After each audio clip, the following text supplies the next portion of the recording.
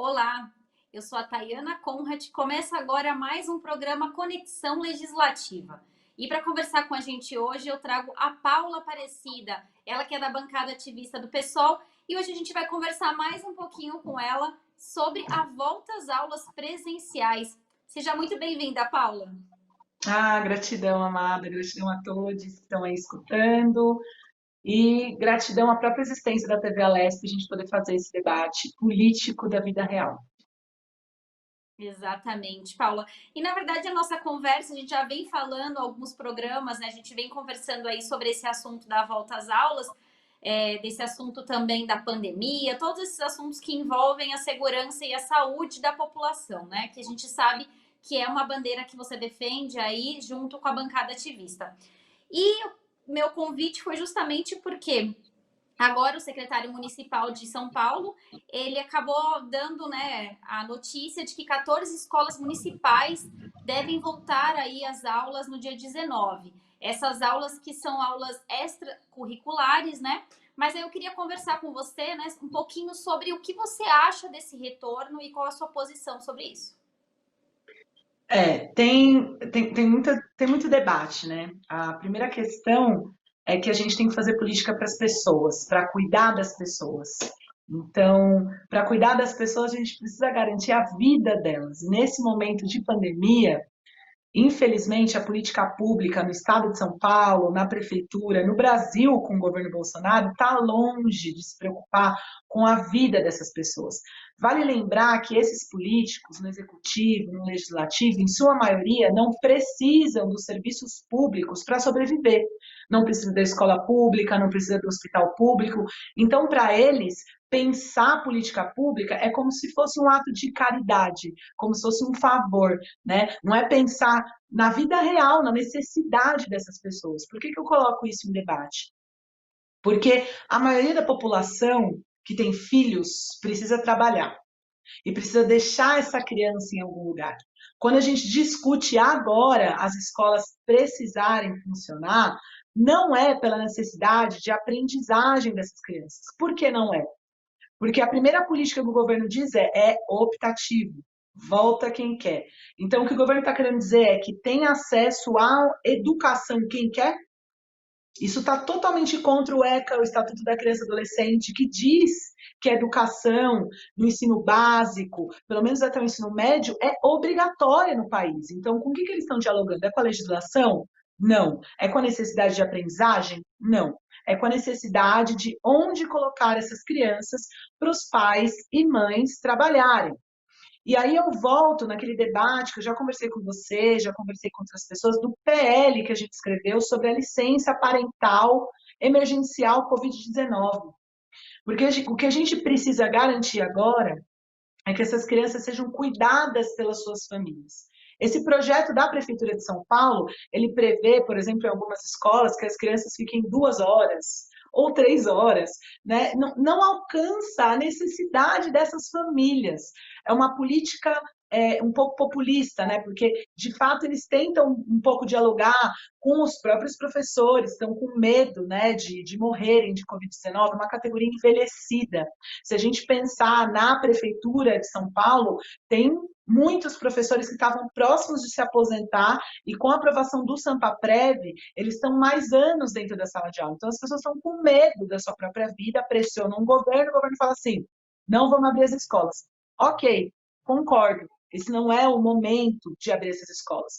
Mas como lidar com a necessidade real das famílias que hoje estão empobrecidas, das mães que perderam os empregos porque ficaram com essas crianças e que hoje não podem ir procurar um trabalho? Qual a resposta que a gente dá a isso? Aí eu vou falar o que tem acontecido, o que tem me angustiado na cidade de São Paulo.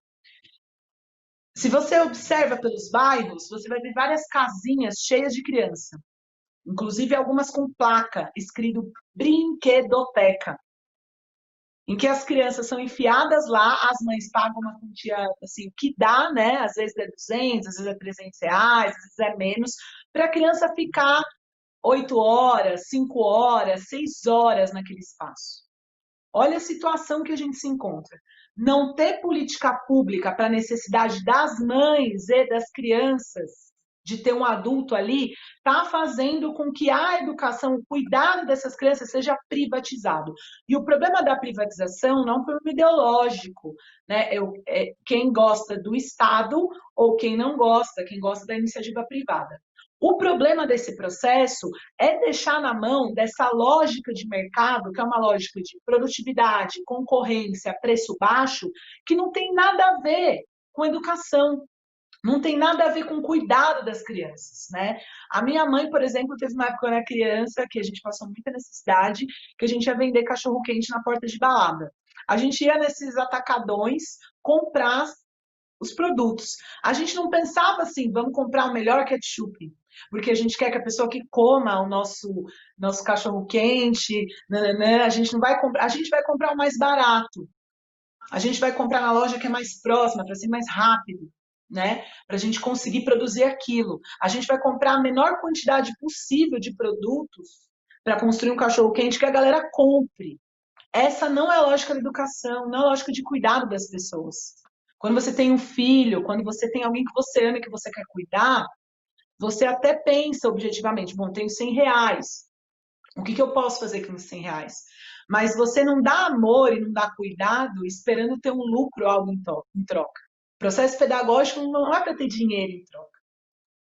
É para ter pessoas felizes, conscientes, né? Pessoas que consigam ser autônomas, que consigam entender como a realidade funciona e transformar essa realidade. É isso que a gente precisa. É dessas crianças que a gente precisa.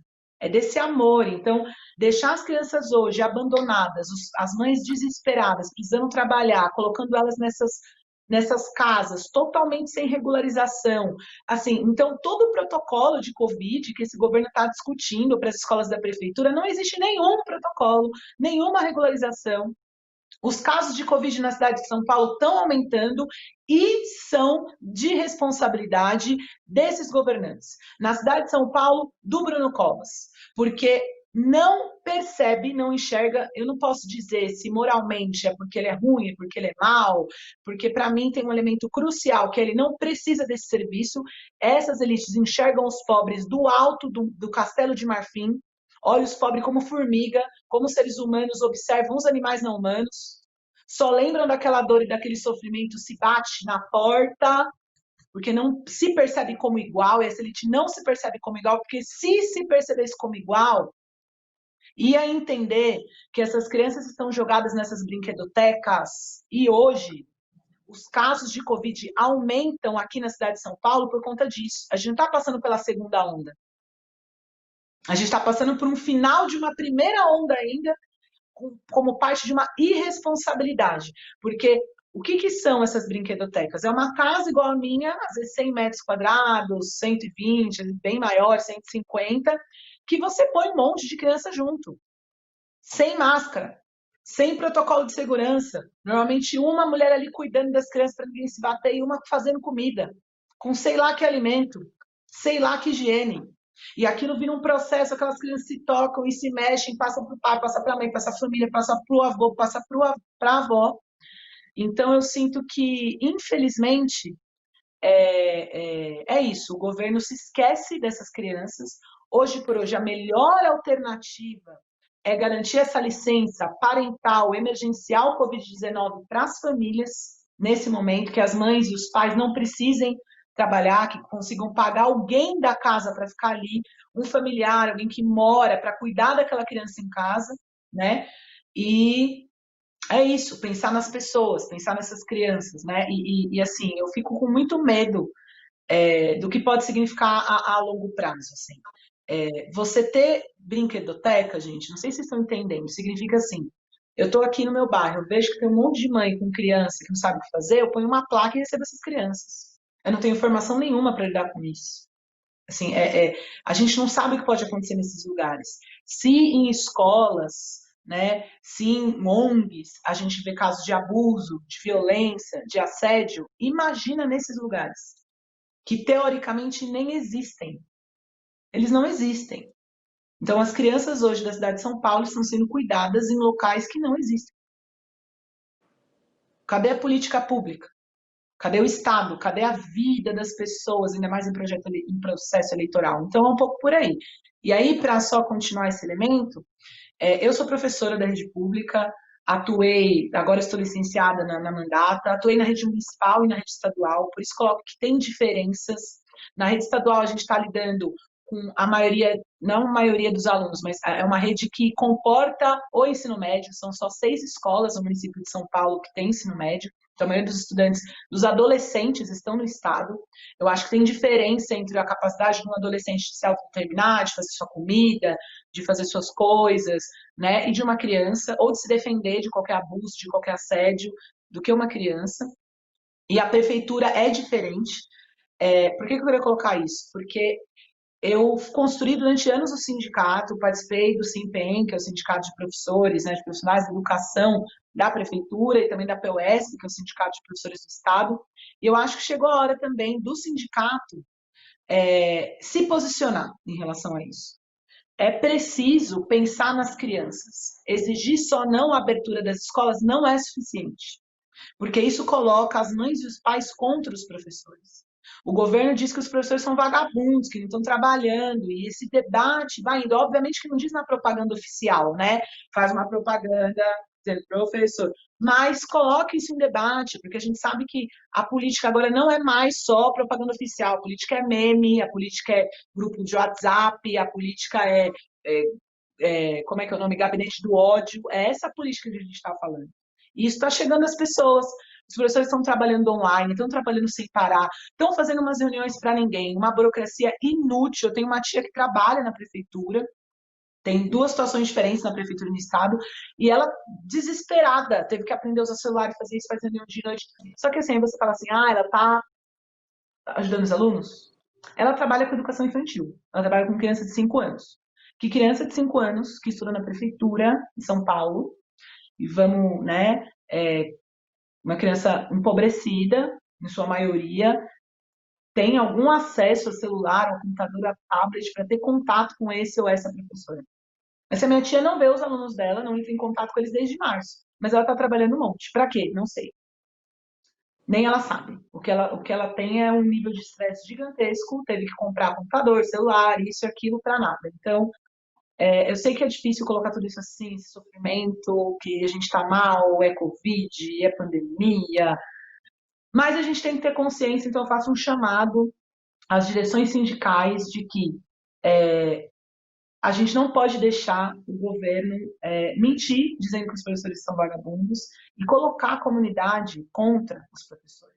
É preciso ter dinheiro público para garantir cuidado dessas crianças com pessoas de confiança dos pais ou os próprios pais, e que isso não seja impedimento de comer. Vou cuidar do meu filho ou vou pagar água? Não pode ser, né? Então, é um pouco isso, querida. Osso. E, Paula, dentro de tudo isso que a gente está falando, até você entrou aí na questão dos professores, lembrando que a gente está no mês dos professores, outubro, a gente queria também parabenizar todos os professores aqui, mas dentro de toda essa problemática que a gente tem, dessa discussão de volta, não volta, aí a gente fala, opcional o aluno voltar, mas a gente está falando do aluno, e o professor?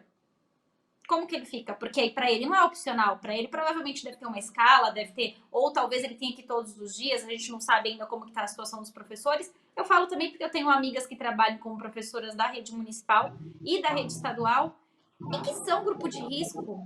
É opcional para essas professoras? Qual a segurança que elas têm?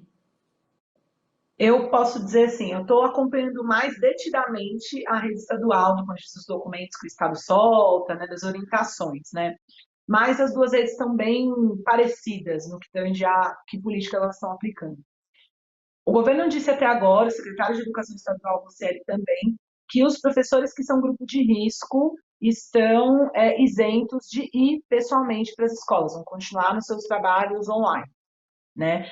O que chegou a acontecer no último mês é as escolas a toque de caixa mandar os professores em 3 dias preencherem um documento explicando por que eles são grupo de risco, em que risco eles se enquadram, mandando os atestados, resultado de exame, etc. e tal, e vários professores não conseguiram esse procedimento todo, né? Porque talvez tenha que, tipo assim, quem é uma pessoa que tem, vamos ver, tem problema no pulmão. Ela não tem atestado em casa, pronto, preparado, assim, para apresentar para o trabalho, dizer, tem problema de pulmão, preciso ficar em casa. Isso não existe, ela tem que marcar médico e etc. Então, assim, o governo fez um pouco essa manobra em algumas diretorias de ensino aqui do estado, de Mogi, se não me engano, Atibaia, outras diretorias da capital, mas ele acabou retrocedendo porque houve mobilização mesmo da categoria contra essa manobra, que é assim, uma manobra de risco de vida, é um absurdo, né, fazer isso. Diz o governo que não foi ele, foram as diretorias, foi uma iniciativa assim particular por fora da grande estrutura, mas sem ter responsabilidade com a vida das pessoas, né? Então essas pessoas que estão em grupo de risco, pela fala do governo, isso ainda não foi organizado, estariam fora de ir presencialmente para as escolas.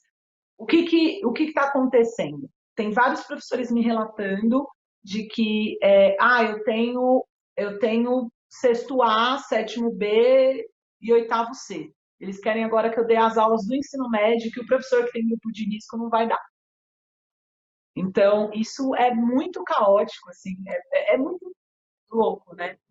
Você se prepara para trabalhar com o ensino fundamental e te joga no ensino médio porque não tem professor para estar lá.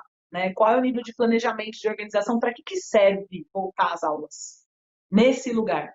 Se o professor, e como faz? Esse professor que é o professor que está em casa, que é grupo de risco, ele vai dar aula para esse aluno de ensino médio online e presencialmente esse outro professor, eles vão se conversar para fazer uma coisa junto? Ou é para ficar lá de babá de criança mesmo? É isso. Não tem nada de pedagógico nesse processo. Porque é o caos. Isso os professores estão relatando. É muito caótico. E o que eu acho que a gente deveria fazer nesse momento é aproveitar o caos para repensar, reorganizar, ouvir as comunidades, usar a legislação, porque existe uma legislação que fala sobre o conselho de escola, né? Que o conselho de escola é esse lugar magnânimo que decide por cima, inclusive, da direção da escola e de próprias orientações da diretoria de ensino sobre o calendário e o projeto pedagógico. É lei, não é só lei de LDB, é lei, inclusive, no Plano Nacional de Educação, né, no PNE, que foi aprovado em 2014, é uma das metas do PNE, na verdade, é uma meta que entra em mais 10 metas só relacionadas ao conselho de escola. Então, assim, esse era o momento de, vamos reunir o conselho? O que é a escola pós-Covid? O que é a escola com Covid? Como as escolas no mundo estão fazendo? Qual é o público aqui da nossa escola? Vamos fazer uma pesquisa com a comunidade escolar? Vamos tentar entrar em contato com os pais e as comunidades para entender como funciona? Todo tipo de criatividade para pensar nessa nova escola.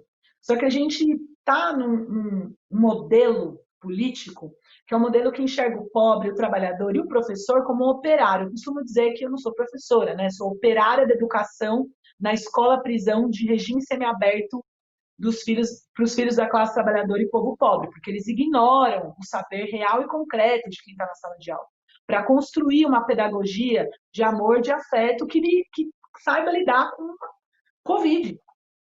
Porque os dados, o que se indica para o ano que vem é que a gente continuará tendo Covid, que a promessa de vacina não vai ser efetiva, e não vai ser para a maioria. Então, como é que essa escola vai funcionar? É isso que a gente devia estar debatendo, não fazer o negócio funcionar do jeito que der. Então, assim, os professores estão muito angustiados, né? Estão muito no caos dessa desorganização e estão lutando pela vida, ao invés de estar pensando em como lidar com esse desafio, né, do Covid-19. Então, isso desarticula totalmente a nossa capacidade de pensar numa educação pública, gratuita, de qualidade. É muito difícil mesmo esse processo. Mas a saída é um pouco por aí, é empoderar as comunidades escolares. Só para contar uma coisa para vocês que está acontecendo nesse momento de pandemia, para quem não sabe, o governo do estado de São Paulo, né, o João Dória Júnior, nosso excelentíssimo governador, rolo compressor, trator em chamas, que quer passar tudo que cai da cabeça dele, sem nenhum diálogo com ninguém, nem com seus amiguinhos. O máximo que ele faz é distribuir emenda parlamentar, distribuir milhões de reais para os deputados, igual a gente acompanhou no PL 529, né, para votar junto com o governo. Ele prometeu lá em agosto que ia transformar mais de 200 escolas do estado de São Paulo em escolas do projeto de escola integral. E como é que isso funcionou? Há mais ou menos 3 semanas eu recebi uma ligação, mensagens de professores da minha escola, Pedro Alexandrino, falando: Paula, pelo amor de Deus, dá uma ajuda aqui, porque a diretora veio com essa história de projeto de escola de tempo integral, falou que a gente tem 5 dias para aprovar, para dizer que se a gente quer, para fazer debate, para conversar com pais, alunos, comunidade. Eu falei: opa, como assim? Não pode, não é assim que se brinca. E assim, eu fiquei muito assustada, porque no meio de uma situação de pandemia, que as aulas não começaram, que não tem uma organização das escolas para pensar em como receber os alunos, que vários professores estão me dizendo que a direção das escolas fala assim: ah, a gente não vai ter álcool em gel para todo mundo, então cada um traz o seu. A gente não vai ter material, então cada um traz o seu. É normal, o Estado é assim, não tem dinheiro, a gente tem que acostumar. Então, é isso que os professores estão escutando. Nesse momento, o governo queira, a toque de caixa, aprovar um projeto de escola integral, assim, sem conversar com a comunidade. Então, eu acabei organizando uma mobilização, fiz um vídeo orientando os professores na legislação a parar esse processo, porque é ilegal do jeito que ele estava fazendo, e a gente conseguiu várias vitórias na Zona Norte, que eu saiba até agora, nenhuma escola virou escola de tempo integral. Eu sou a favor da educação integral. Mas não é assim que se faz as coisas, né? Essa transformação ela precisa ser feita com poder para a comunidade. A comunidade precisa entender, inclusive, determinar que escola de tempo integral ela quer. Não a escola que o governo cria, que tem vários problemas, eu nem vou entrar nesse debate sobre esse modelo de escola de tempo integral que o governo está enfiando goela abaixo, sobre o que ele está causando nas comunidades, nas escolas, sobre os alunos mais pobres fugindo da escola de tempo integral. Teoricamente era isso, né? Quem é mais pobre precisa ficar o dia inteiro na escola para comer, para não sei o quê. Não, acontece ao contrário. Os alunos mais pobres saem dessas escolas, porque essas escolas que funcionam numa lógica de produtividade, de aumentar o índice, isso e aquilo, uma pressão generalizada nesses alunos. E a gente sabe que os alunos mais pobres é aquele aluno que mora numa casa de 6, 7 pessoas, um cômodo só, que não tem lugar para estudar, não tem apoio dos pais. E se ele não tem estrutura, e se esse aluno não é acolhido naquela escola, ele vai embora. E é também aquela criança que precisa cuidar do irmão, precisa cuidar do tio idoso, do pai, do avô, da pessoa doente da família. Então, se você não tem assistência social para essas crianças, você expulsa elas da escola, dos amiguinhos, daquela comunidade que ela está acostumada, da escola que fica do lado da casa dela, e coloca ela para estudar nas escolas de menor qualidade, que teoricamente não seriam as de tempo integral. É isso que a gente está vendo. As escolas de tempo integral do estado de São Paulo, assim, por uma coincidência, né, elas reúnem os alunos com mais dinheiro. Muito triste, mais uma vez, essa política do João Dória que, olha, me dá até taquicardia. Sou jovem, mas eu fico assim, nem consigo pensar. De tanta tristeza. Agora, a gente falando também, né, dessa retomada, a gente sabe que as escolas privadas voltaram, algumas aí no dia 7 de outubro, elas foram autorizadas pela prefeitura a retomar, então, as atividades. E essa diferença que é feita também dos alunos de escola privada para os alunos da rede municipal, qual que é a sua opinião sobre isso? Vou falar para vocês, mas só para dizer que vocês estão escutando um miadinho de um gato, é que aqui em casa a gente está quase uma fábrica de resgate de animais. Então, a minha mãe resgatou um, aí tá vindo outro, e ele fica miando pedindo comida, mas tem comida, daqui a pouco eu falo com você, tá bom, meu amor? Tá aqui na minha janela, né, miando pedindo comida. Espera um pouquinho, deixa eu terminar. Então, assim, essa diferença. Primeiro que as escolas particulares, eu acho que a gente tem que observar que existem vários tipos, né, de escola particular. Existem as escolas particulares de elite, que são pequeniníssimas, pouquíssimas, que têm uma mega estrutura, estão recebendo coaching, né, consultoria de saúde pública para determinar em cada escola qual que é o procedimento de segurança adequado. E estão, inclusive, investindo muito dinheiro nesses procedimentos. Não é o caso das escolas públicas, né? Então, o que a gente tem que pensar é uma equidade aí de estrutura para poder, de fato, garantir essa aplicação desses protocolos de segurança. A maioria das escolas particulares da cidade de São Paulo não são Bandeirantes, Dante Alighieri, Mobile, que são escolões de ricos.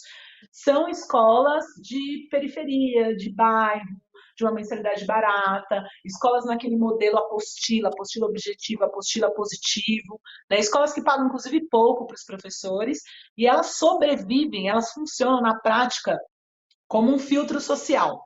Você quer que seu filho ande com uma galera que tem um pouquinho mais de estrutura, um pouquinho mais de dinheiro, é lá que você coloca. E muitas vezes essas escolas têm pior qualidade que as escolas estaduais.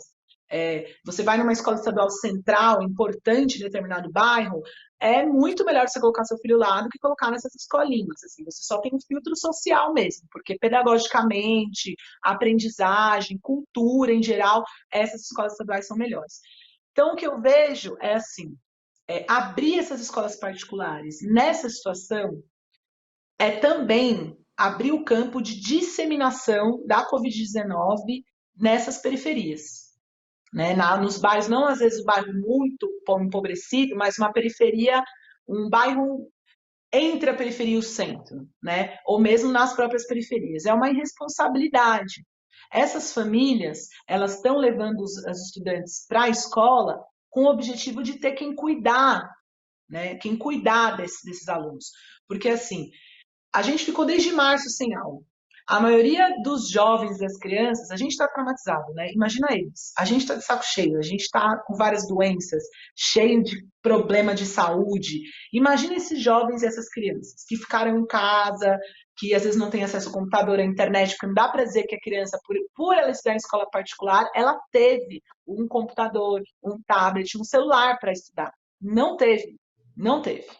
Então, assim, essas escolas têm estrutura para acolher essas crianças? De verdade? Quem vai fiscalizar tudo isso, né? E qual é o sentido desse processo? Vale lembrar também, por último, que as elites, elas estão indo para a praia, para o rolê, para viagem no exterior desde o início da pandemia.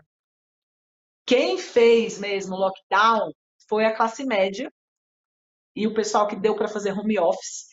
E o povo mais pobre, trabalhador, ficou se virando aí para sobreviver. Essas elites, assim, tem também uma questão de saúde que não é só a Covid, é o que ela significa e para quem ela significa. Se você é pobre, você tem uma alimentação pior, você mora em um lugar pior, você tem condições maiores de estresse, né, causados pelo desemprego, pela falta de dinheiro. Então, toda a sua vida, ela acaba diminuindo a sua capacidade de resistência do seu sistema imunológico. Você corre mais risco por ser mais pobre. Toda a discussão que está sendo feita sobre Covid-19 é que só é possível, inclusive por cientistas que não têm nada a ver com a área de sociologia, que são cientistas que trabalham com saúde pública, né, com pesquisa de doenças, dizendo, ó, só é possível a gente conviver enquanto planeta com a Covid-19 se a gente melhorar os índices de igualdade social, os índices econômicos e especialmente os índices sociais. Então você fala, mas como assim? Uma doença? A gente tinha que inventar um remédio, uma cura? Porque as pessoas podem pegar a Covid. Mas por que as pessoas morrem de Covid? E onde elas morrem mais de Covid? Porque elas têm doenças associadas. E essas doenças associadas não têm como ser cuidadas, são cuidadas de mau jeito, porque não tem uma saúde pública. O SUS é muito bom, mas ele recebe muito pouco dinheiro e não consegue garantir que essas pessoas sejam saudáveis. E o alimento que chega para quem mora na periferia é salsicha e macarrão. Salsicha pela OMS, pela Organização Mundial de Saúde, é dito como alimento cancerígeno.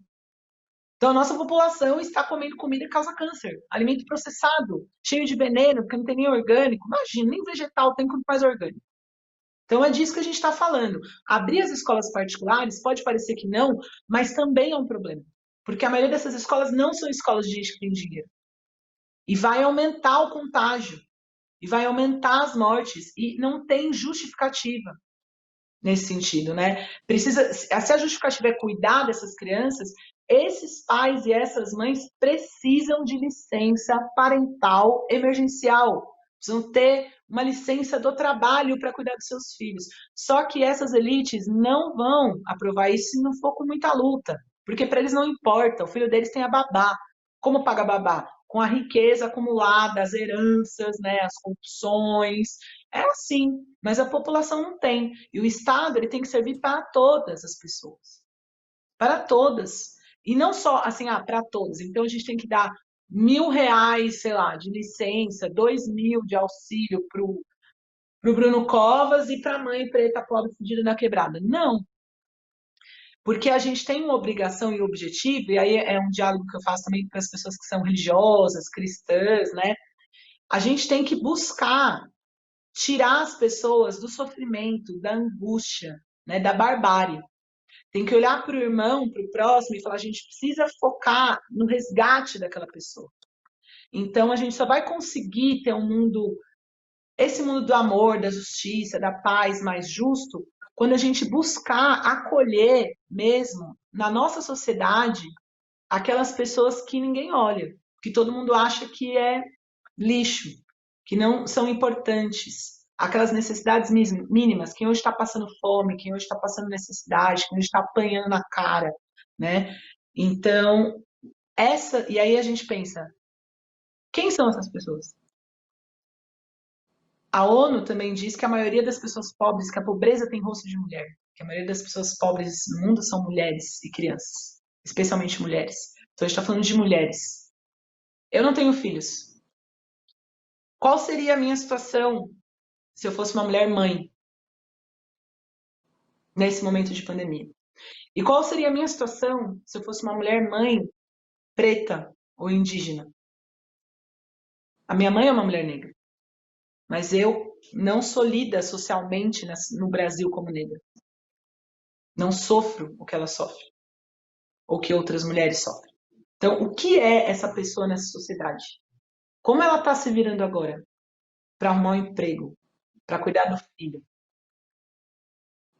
É isso, é disso que a gente está falando. Então, a gente precisa olhar não para o corpo da mulher, para o corpo preto, para o corpo pobre, para essa coisa de identidade. A gente precisa olhar para as necessidades dessas pessoas.